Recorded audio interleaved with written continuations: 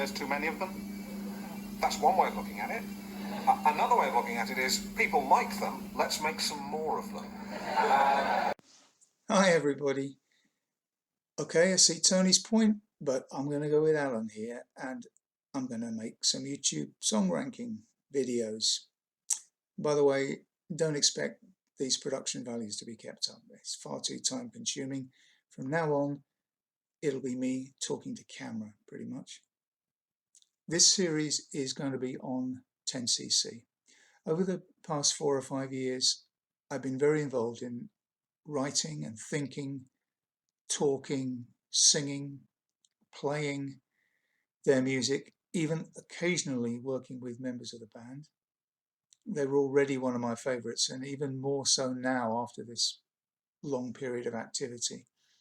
And the centrepiece of that is the Consequences podcast, co-produced by myself and my great pal, Sean McCreevy, who I'm sure is going to pop up here now and then.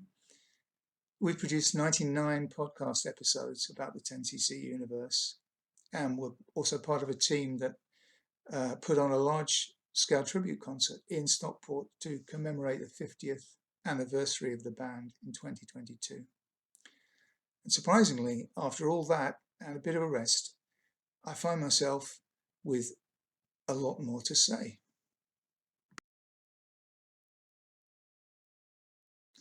"10cc" is Eric Stewart, Graham Gouldman, Log Cream, and Kevin Godley.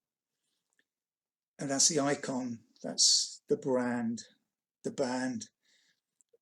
But the four of them working together during that classic period of 1972 through 1976, that's just the most visible part of a much larger story. A fair chunk of the best music that the four of them made was released during those so-called classic years. But in fact, just as much, if not more, great music is scattered elsewhere. It's all part of the story. And I hope by bringing some of this material back into one place, it might throw some more light on that story.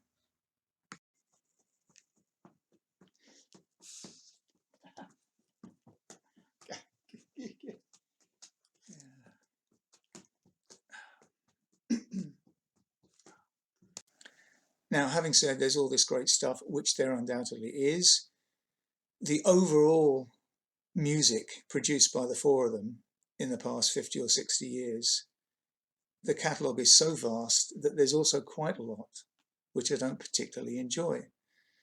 So I thought, how am I going to scope this? How big is this project going to be? So what I actually did, I sat down and I wrote a list of songs that I like, and that happened to end up as about 200 songs, right? And I think that's about correct. If I'm bored talking about stuff, obviously any viewers, listeners, they're going to be bored as well. So 200 songs I feel I can say something about. So the plan is this: I'm going to do 20 episodes, 10 songs per episode, counting up from 200 to 1. Some songs, including the odd well-known one, I haven't bothered with. I've already written the list, you see. And if a song isn't there, it's just purely because I like an alternative song more, right? I've tried not to be deliberately elitist or obscure. And just to be clear, this is obviously my subjective opinion. I mean, how could it not be? This ranking isn't based on sales or popularity of any measure. It's simply, as far as I can judge it at any point in time, their music that I like best.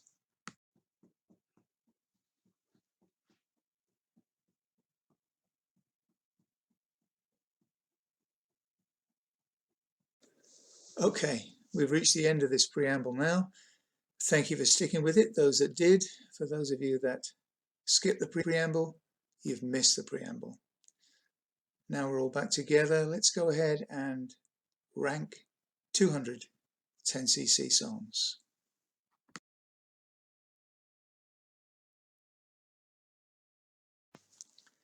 At number 200, I've got Lovers Anonymous.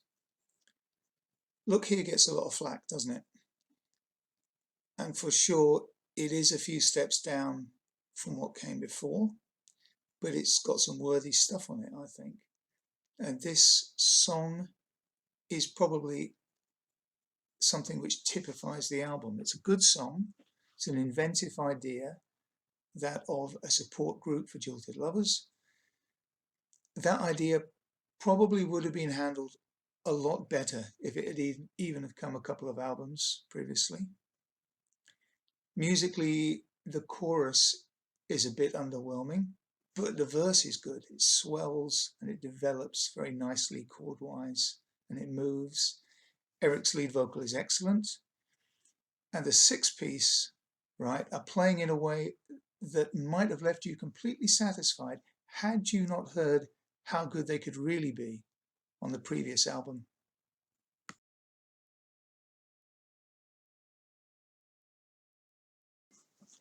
Number 199, I've got Art School Canteen by Godley and Creme. L, which this track comes from, is Kevin and Lol's second album, deliberately much smaller in scale than Consequences, immaculately recorded. I find it, though, quite dark, even oppressive. It's deliberately personal, and the result of that is this kind of muted sadness that ends up actually being much more depressing than the cartoon like end of the world which Consequences talked about, because it's based a lot in real life, and you can really tell that. I find it quite exhausting to listen to. I'm always dragged back to Lol's quote. He made this quote about it from a couple of years afterwards. I'm paraphrasing him, but he said something like, there's some great ideas on L, but it's too depressing to listen to. And that really nails it, I think. So in Art School Canteen, you've got this relaxed sounding song, which should perhaps come as a bit of light relief after the big psychological set pieces elsewhere on the record. It's even nostalgic, although it's a kind of qualified nostalgia, admittedly. It's got lovely instrumentation, acoustic guitar and bass. It's got a lovely performance by Lol on the gizmo, being a cello. It's one of his virtuoso moments on the gizmo, in fact. In fact, the overall sound of this track is something that they never really revisited again. I'm searching for a word earlier, and I'd have to use organic. Kevin sounds great, fantastic singing. It's a good melody, but it's still dark, and it's slightly depressing.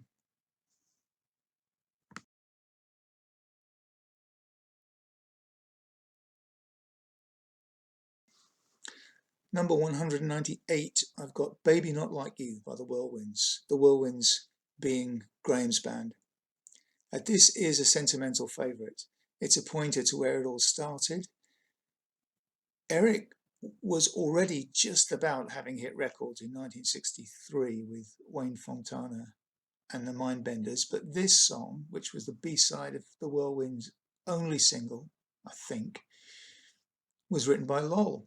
So it marks the first time that any of our Fantastic Four got a writing credit on a record.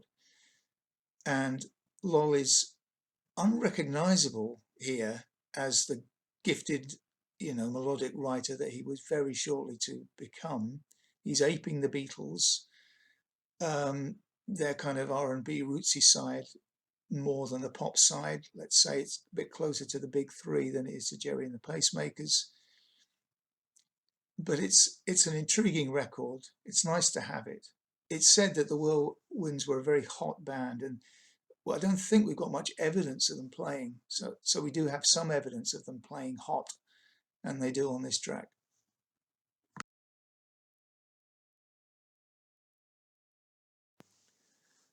Number 197, I've got Bluebird.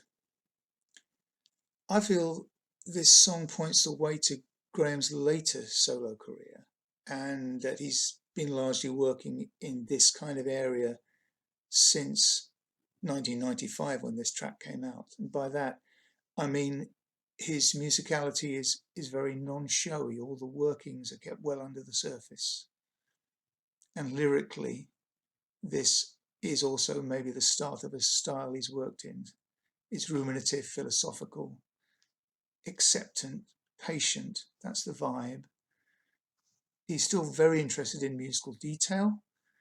Quite striking that on Eric's half of Mirror Mirror, the parent album, he seems to have abandoned the meticulous approach to music, but Graham's very much still working in that area. All of the vocals are Graham. I think I would have preferred to hear another voice in there, but that wasn't on the cards at this time. That's only a minor gripe anyway. It's a very pretty song, very nice performance.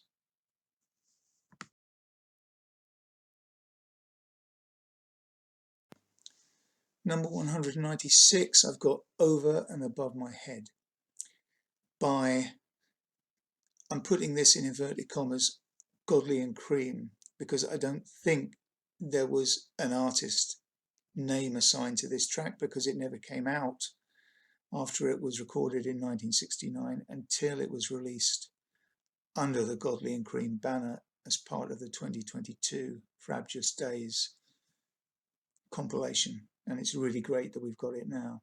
Now, I recall Kevin saying in an interview, I think, that there were a couple of styles that 10cc never went into for all their tremendous facility. And one of those was soul, and how he regretted them not doing a soul record. I think this track is possibly the closest that he and Lol ever came to making a real soul record. I mean, it is a genuine soul record. It's intense, right? It's almost desperate. For your reference points, you might have Sam and Dave. A better one might be Jerry Butler singing Bacharach and David. This session, which I imagine was enabled by Giorgio Gomelsky, and One and One Make Love were probably cut at the same time. This session has a vibe that's very different to the bulk of the early Kevin and Lol recordings, because for most of those, they're in control of the tracks. They're working maybe with Graham, or they're working at an early version of Strawberry or something like that. Here, I don't think anybody is actually involved except Kevin, who is singing live with a full complement of studio musicians, presumably reading charts. And there is a rushed feel to this recording, which is a shame because Kevin's vocal ends up being imperfect, which is a shame because he's already a wonderful singer. And if he'd had a bit more time, he could have done a fantastic job on this recording. Nevertheless, there's plenty of potential coming through. What we have here is a good chorus, a very good verse. And as I say, it was never released. It existed only on an acetate, I think, until it was brought out as part of this compilation. It's a great soulful contrast with the Simon and Garfunkel type of material that Gomelsky actually liked best. When you put all this material together, it could have been a hell of an album. I mean, it is a hell of an album now, but if it had come out in 1969, it could have made a great impact. Fantastic track.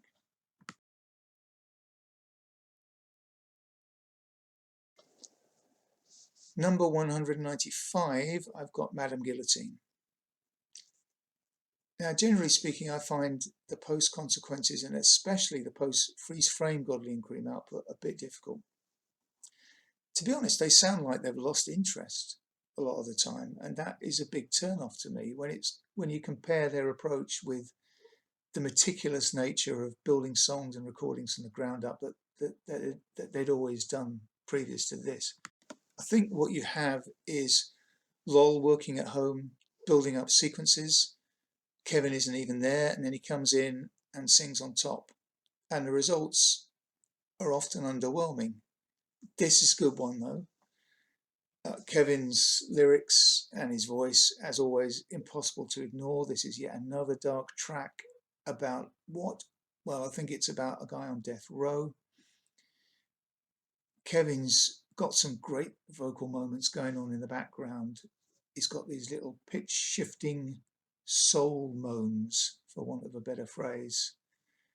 But the most impressive and intelligent part of his vocal performance is the bit where he doesn't sing at all. He knows instinctively, I think, to leave that lovely section where the music changes into pairs of major sevenths. He leaves that alone completely. Very clever.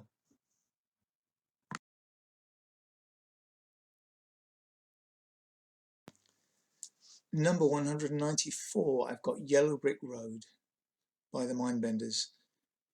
This is a goofy psychedelic slab of British rock. It's got 1967 stamped right through it. You don't need to see the record label to know that it was made in 1967.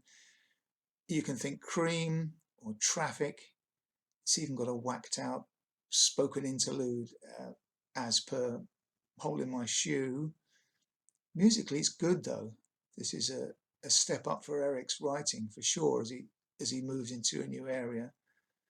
I quite like lines like, and I'm quoting, where music is flowing from liquid pianos around you. The track is lifted further by John Paul Jones's production. I think this is John Paul Jones, whereas Graham produced the Mindbenders tracks on either side of this release. And to be honest, he does a better job of his production than Graham does of his two Mindbenders singles, I think, if it is him. It's groovy.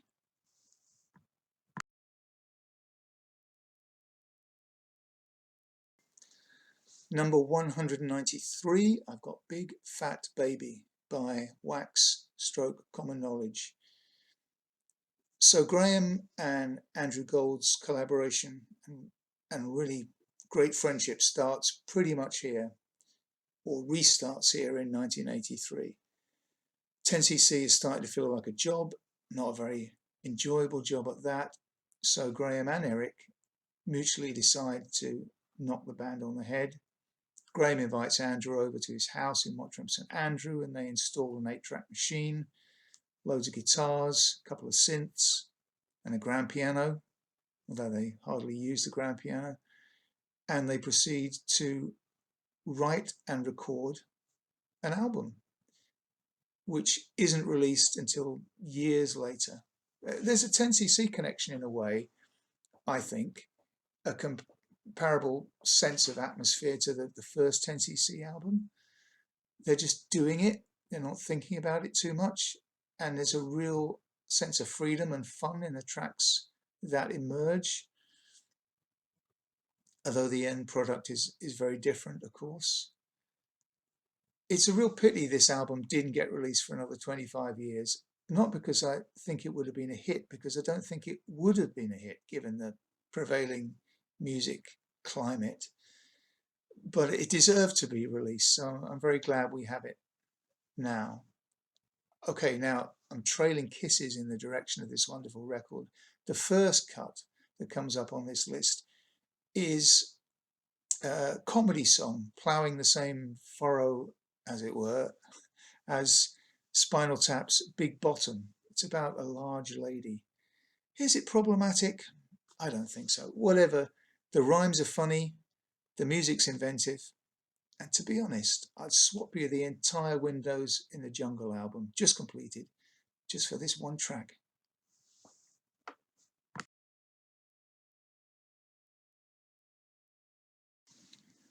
Number 192, I've got Lazy Ways. I suspect I may get some stick for putting this comparatively low down, but despite the beauty of Eric's singing, and he is still reaching new peaks vocally, it sounds fabulous. The songwriting is a little flabby, repetitive. I like some of the sections. I really like the How Can We Ever Recapture section, but a lot of the rest of it is just oscillating between two chords. I'm just not digging the songwriting on this as much as I'd like.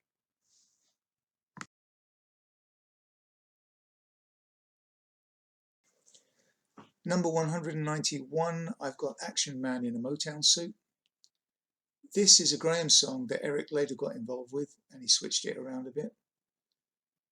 As much as it was a positive step for the partnership to come back together and start working collaboratively again in the later stages of this album, because there wasn't a 10cc in the early stages of this album, I'm not sure this new version is better than the original, which was titled You Did That For Me.